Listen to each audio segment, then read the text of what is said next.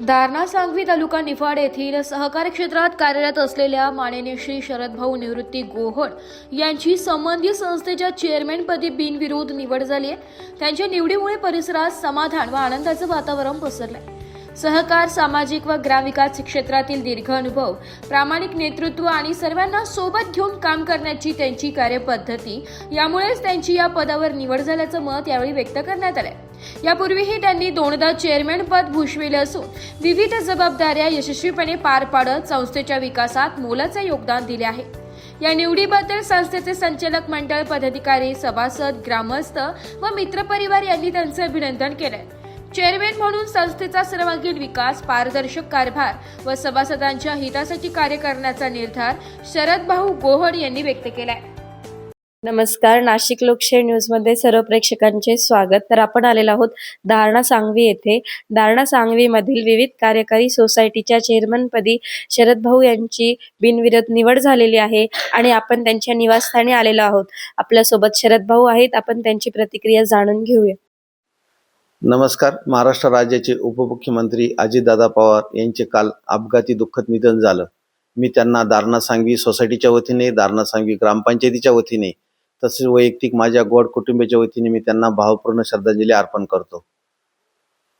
दादा जाण्याने जशी महाराष्ट्रात पोकळी निर्माण झाली तशीच आमच्या निफाड तालुक्याची जास्त पोकळी निर्माण झाली। त्याचं कारण असं की आमदार दिलीप काका बनकर आणि दादांचे अतिशय जवळचे संबंध होते। निधीच्या बाबतीत बोलायचं झालं तर मंत्र्यांप्रमाणे आमच्या आमदारांना निधी मिळायचा। आज असं झालं का ते एकदम पोरका झाला आमचा निफाड तालुका। त्याचं उदाहरण जर सांगायचं जर ठरलंच तर एक नांदूर मधमेश्वर बांधाऱ्याचं काम आणि सायकडा गोदावरी नदीच्या पुलाचे काम हे दादांच्या मार्गदर्शनाखाली आणि काकांच्या मार्गदर्शनाखाली चालू आहे आणि इकडून पुढं खरंच खूप आमचा निफाड तालुका एक पोरका झालेला आहे।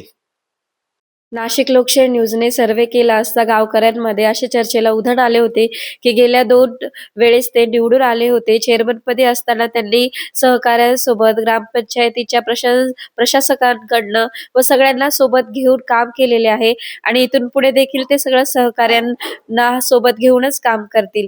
तर त्यांनी गेल्या 2 काळांमध्ये चेअरमनपदी असताना कशा पद्धतीने काम केलेले आहे हे आपण सरांकडनं जाणून घेऊया। नमस्कार।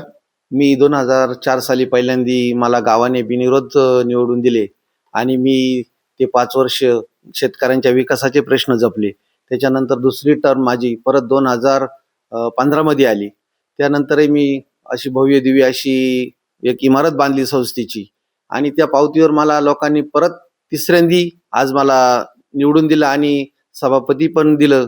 मी या गावचे कधीही ऋण विसरणार नाही। नक्कीच सरांनी सांगितल्याप्रमाणे ते तर त्यांच्या गावाचा विकास करतीलच, यात काही शंका नाही।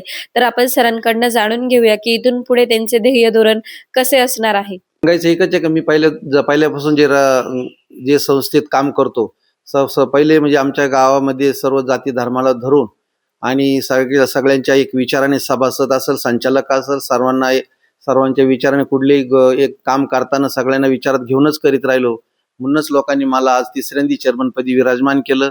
मी त्यांचे कधीही उपकार विसरणार नाही आणि भविष्यातही मी शेतकऱ्यांच्या हिताचे प्रश्न मी जोपासील आणि जेवढ्या माझ्या प्रयत्नांना जेवढे सुविधा देता येईल तेवढं मी देण्याचा प्रयत्न करीन। तर हा झाला एक आनंदाचा क्षण, परंतु एक काळ असा होता की महाराष्ट्रच नव्हे तर संपूर्ण भारतावरती एक महामारी आली होती जिचे नाव होतं कोरोना।